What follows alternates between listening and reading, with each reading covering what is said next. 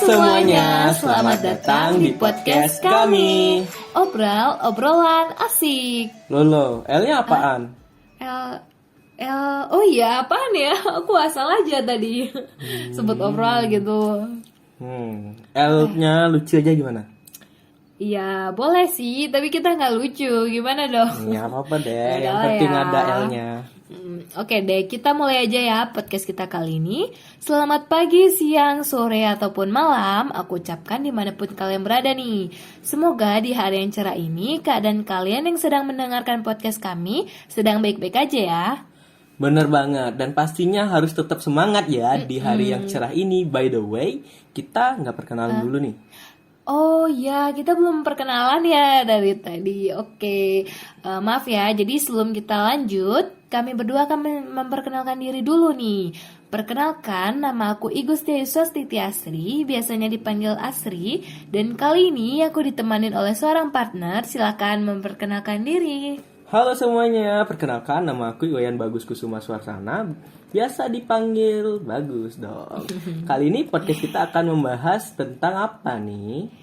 Jadi, podcast kita kali ini akan membahas dalam rangka transformasi inovasi masa kini melalui pendekatan sains dan teknologi guna mendukung Sustainable Development Goals atau yang biasa kita sebut dengan SDGs 2030 dengan subtema yang akan kita perdalam mengenai kewirausahaan nih. Yakin nih kewirausahaan?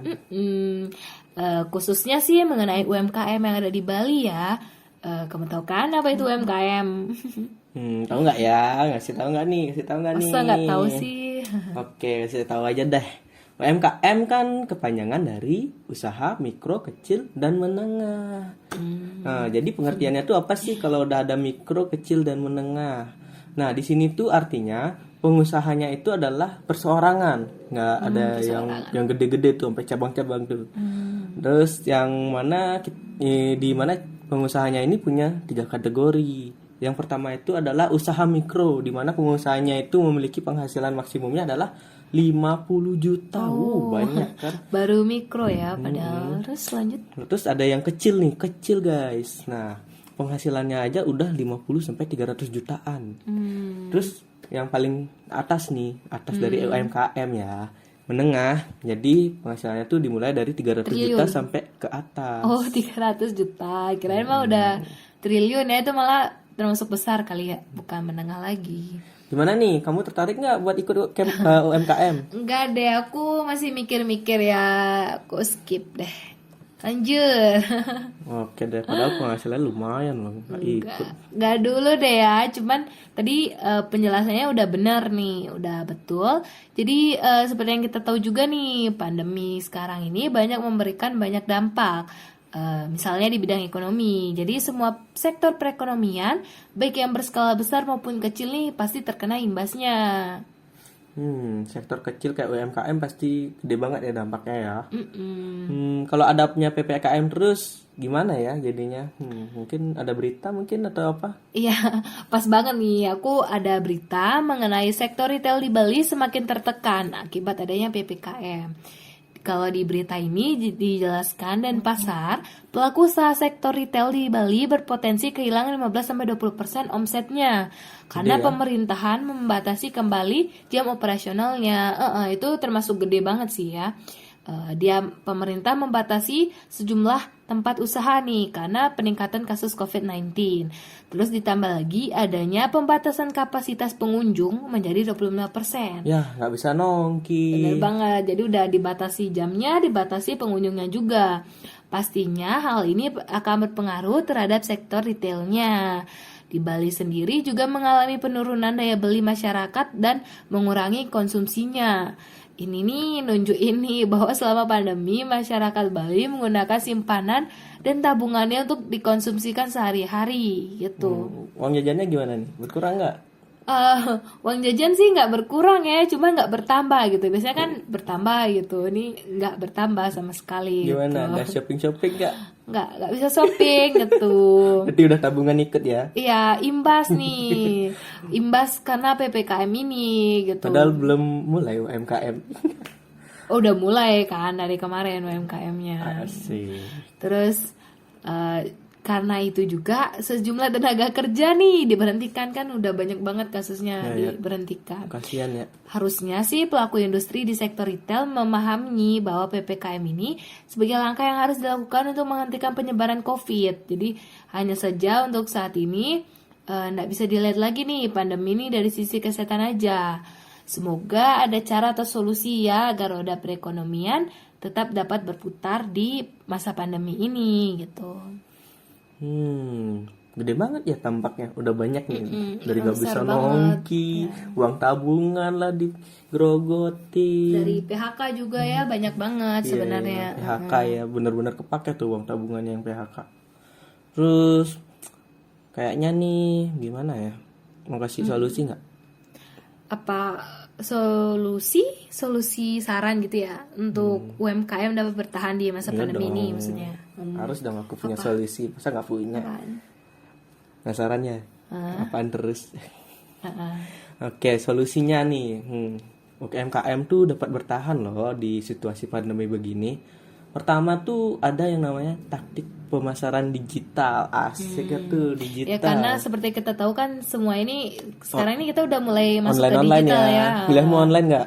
Ya semua pasti pakai digital gitu. Benar sih. Yang pertama tuh ada yang paling sebenarnya udah lama sih udah ada, tapi orang tuh masih kurang banget mengenalnya, yaitu digital advertising. Pernah lihat di mana? YouTube. Yang mana tuh? Iklan-iklan gitu kan. Iya.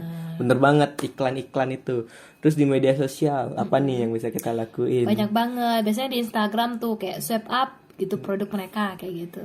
Ya kan? Ada juga kan yang yang pamerin tuh produknya kan gitu, gampang banget tuh share foto. Nah, influencer juga bisa ya gitu. Dan juga kemarin aku pernah lihat tuh di panitiaan kampus ada yang nge-share jasa buat tugas ya. Kan itu jadinya nggak dari segi digital advertising dan media sosial nggak jadinya cuma nggak produk aja, bisa sejenis jasa juga. Terus selain itu juga kita bisa beralih ke marketplace. Ya benar-benar. Suka belanja online kan? Ya suka, karena sebenarnya karena situasi seperti ini sih membatasi kita pergi, jadi mau nggak mau kita kebanyakan menggunakan marketplace sih. Dan setahuku juga UMKM nih jarang menggunakan marketplace dan e-commerce sih, benar. E-commerce nggak sih? Ya, maaf. Nggak apa-apa nih, seru aja seru ini ya. Oke, marketplace dan e-commerce nih kenapa sih lebih masih dipertahankan deh istilahnya sampai sekarang? Kalau kalian lihat digital advertising dan media sosial, kita cuma bisa menampilkan media di mana kita bisa melakukan promosi. Tapi di marketplace dan e-commerce, kita nggak hanya cuma melakukan promosi dan menampilkan medianya, tetapi kita bisa langsung melakukan transaksinya seperti yang Astrid lakukan sebelumnya. Dia belanja online karena nggak bisa keluar rumah. Dengan ada bantuannya marketplace dan e-commerce, kita bisa belanja langsung dari HP, tinggal klik-klik kan, gampang kan? Ya benar. Terus kita juga pengen nyemil nih, tapi kan pembatasan. Gimana dong? Masa udah nyampe tempatnya terus kena pembatasan tadi ya 25%. Jadinya kita balik lagi. Nah, sekarang kita bisa pakai metode pesan antar. Jadi UMKM itu lebih banyak lagi bisa menarik gini konsumen. Iya benar. Kayaknya itu aja sih solusi dari aku. Benar sih, karena kan misalnya kafe-kafe itu udah berkurang pengunjungnya. Jadi mau nggak mau untuk menambah penghasilan masih menggunakan jasa layanan antar kan, bener sih. Itu emang jarang sih digunakan di UMKM. Dan itu sebenarnya jatuhnya lebih memudahkan konsumen dan modernisasinya ya. Menurutku bagus sih untuk ide dan sarannya. Bagus dong, solusi bagus. Mantap. Jadi semoga bagi para pengusaha UMKM nih yang mendengarkan podcast kita kali ini bisa menjadi inovasi dalam menjalankan UMKM-nya. Jadi nggak itu tuh melulu, tapi dengan yang disebutkan bagus tadi tuh jadi lebih berkembang nih UMKM-nya dan maju dan tidak jatuh nih di situasi sekarang ini. Oh iya bener banget. Semoga informasinya dapat bermanfaat ya. Sekian podcast kami kali ini dan sampai jumpa di podcast selanjutnya. Dadah.